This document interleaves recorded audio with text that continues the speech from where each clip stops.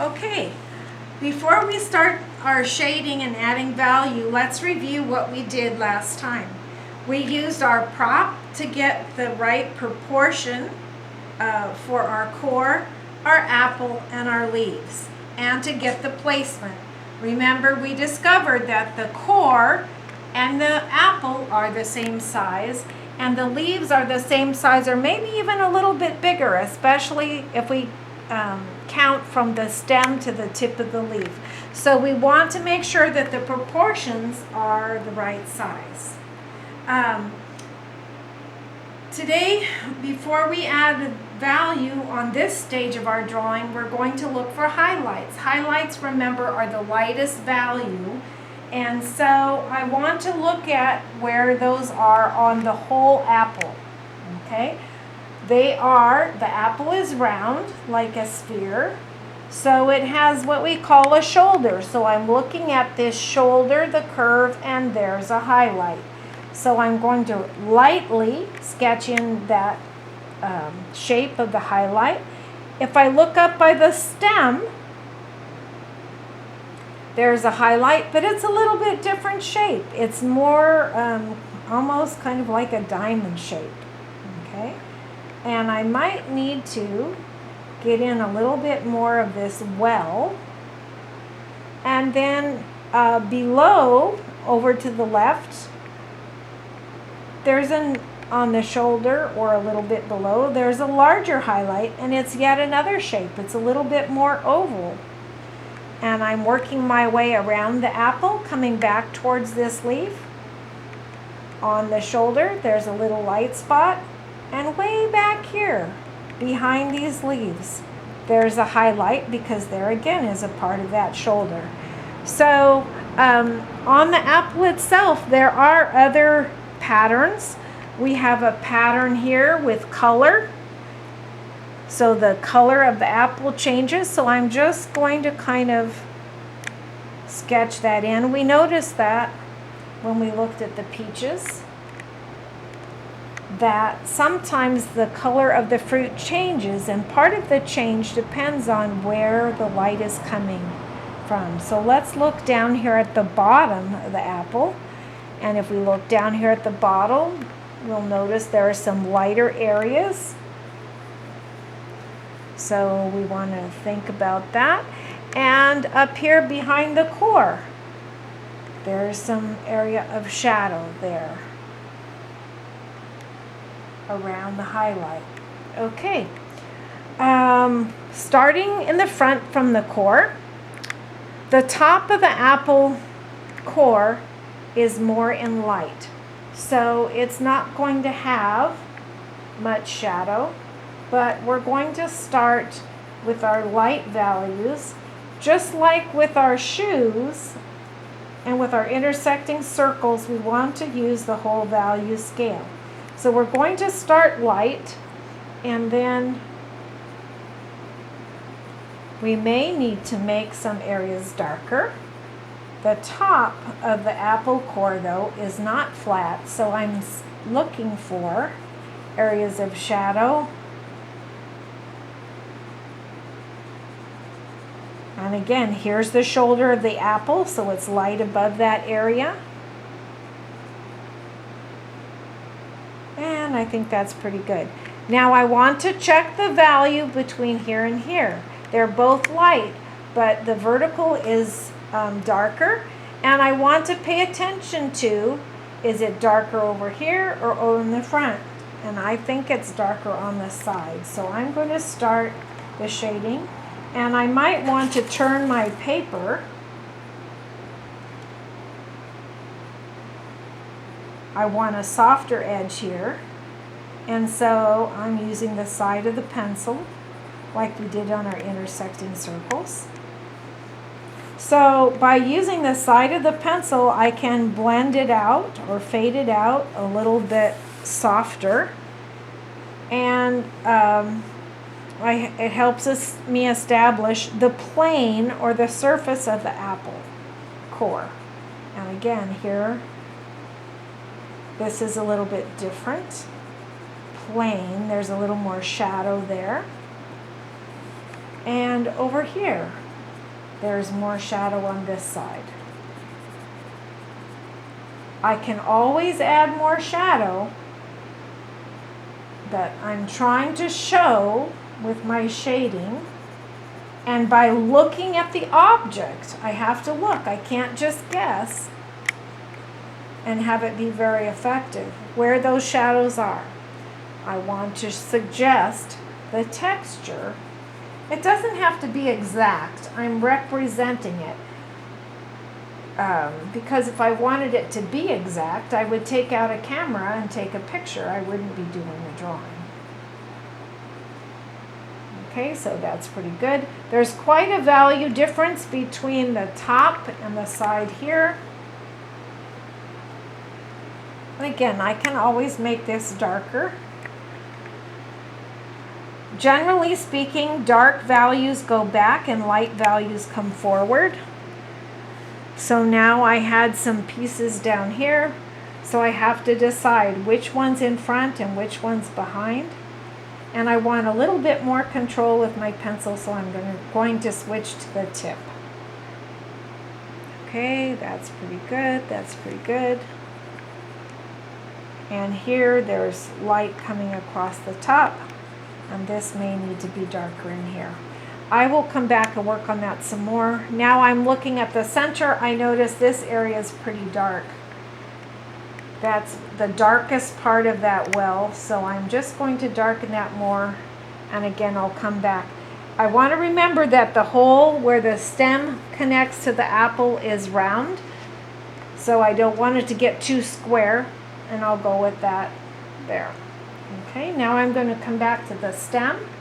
The light of the tip of the stem is light, so I'm going to start using some line and a little bit more pencil pressure, thinking about the texture of that stem. It's rough compared to the stem on the leaves. This part of the branch is actually pretty rough.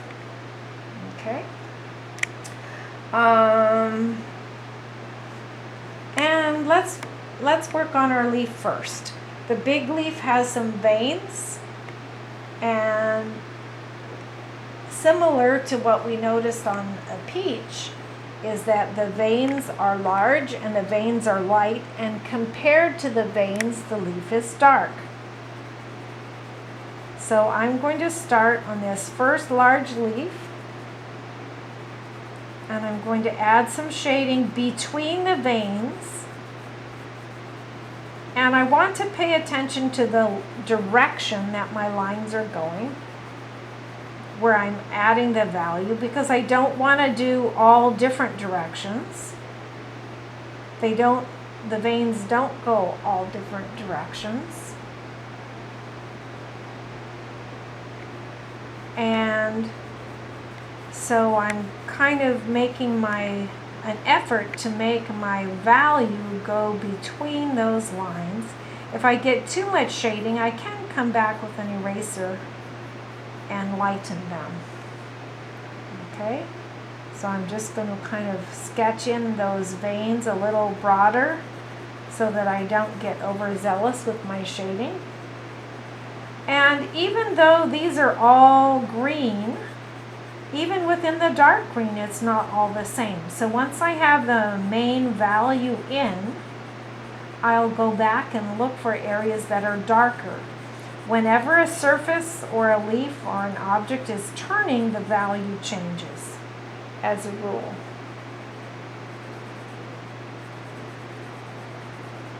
And I can't really see the veins up here, so I'm just going to let that go. And I want to see if the leaf is lighter closer to the stem or closer to the edge. If I'm having trouble seeing the values, it helps if I squint, and it looks to me like the edge is darker. So I will come in and make this darker. But again, I'm careful to go the same direction with my shading. I don't want it to be all scribbly. So within each section, okay.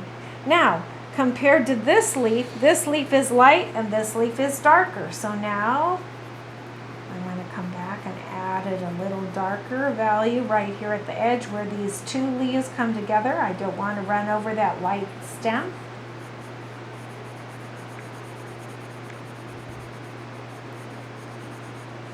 And again, I might switch to the tip of my pencil. Okay, so this leaf is light. So we have a little bit of shadow on the edge of this stem. So I'm going to make that a little darker on that edge. And there's a little bit of shadow on the edge of this stem. And the leaf is lightly shaded there. Let's separate those out. Okay, let's come on over to this one. On this leaf, it's the darkest part is in this curl where it's on the other side of the leaf. So we're going to make that pretty dark. All right. I want to do a little shading on the apple. We talked about the highlight areas. And we have some shadows. So the first thing we want to do on the apple itself is give the apple form. So I'm looking at where the color changes, and really rather than looking at the color, I want to think about a sphere or a circle that's round. So that's the form part. Okay? So before I do too much more with the color, and I talked about how there's lighter areas here at the bottom of the apple. So I'm thinking about how can I make my apple look round. So again, I'm going with how would a string wrap around the ball. It's lighter at the bottom. A little darker at the edges, all the way up. So it's darker compared to when I check the value of the apple compared to the value of the core, it's quite a bit darker there as well. That helps the core come forward besides with the overlapping. Okay, so there's most of the form. Part of the form, though, is how the apple goes down into the center. So where does the shadow in here come? I've kind of got the front in with the stem, but now I have to look at the edge that comes behind. So it's a little bit like a cavity or a cavern, and that means that the value changes as it goes down into that area. And I have to decide, is it darker than the stem? Is it darker than the leaves? How am I going to separate that out? I'm not drawing a hole, I'm not cutting a hole. So how does that value compare? How does it shift? Is the edge of the shadow soft or hard? So that's part of establishing that form of the apple. That might be a little bit too dark, but as I develop the other values and I'm lessening the pressure on my pencil as I come out, and I'm saving, this is our leaf, so I'm going to add a sharper edge there, and this is a leaf here, so I'm adding the sharper edge there. Okay. All right, so now I'm going to come back and look at my highlights and my shadows. Okay, so here is an area where the color shifts of the apple. How can I create that? The red is a little bit darker.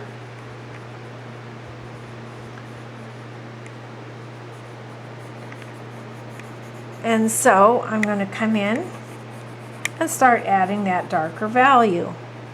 If I look at the side, though, I'll notice that even on the red and up here on the side, there's also some light.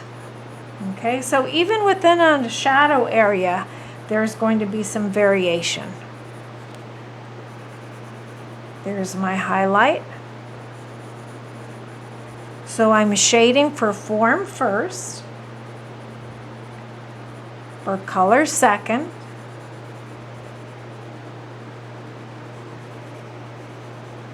and how can I make the highlight areas stand out? The highlight areas should have no shading. They're the white of our paper. Well, the best way is by adding a little value around them. And I want to think about using all the values on my value scale. Not on each part, but keeping in mind, how does the light travel around the apple? How does the light move around? How do the shadows move around? This is a shadow being cast on the top of the apple by this little leaf. Makes a shadow on top. Let's highlight, little color, and I haven't done this leaf yet. It's very dark on this edge, and the stem is light, so I'm going to make that pretty dark. It's one of the darkest values up there. And by having that range of value, and it's kind of dark on the other side as well, I'm going to really give depth and realism to my drawing.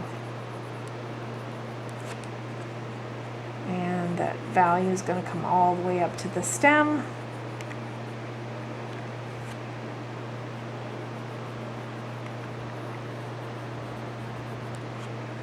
And then I'm going to shade back around, looking for the color, looking for the light. If I get overzealous with the shading, I can come in with the eraser and lighten some out. Okay, so that's enough to get you started. Again, we're not spending a lot of time on the shadow that the apples are making on the table. We do want to look and see how the value, it's not going to be a highlight, so it will need some shading at the bottom to anchor it. So what is that form doing? All right. And there we can see our form developed. So it's starting to look three-dimensional. Remember, looking at your drawing from a distance is really important. It will help you see where you need to shade more. And I can see that when I check my drawing and I look up here at the apple, that I need more shadow down here in this bottom right-hand corner. Okay, that this side is much lighter than this side. So I'm going to go ahead and add a little shading there now. So we're always building with the shadows.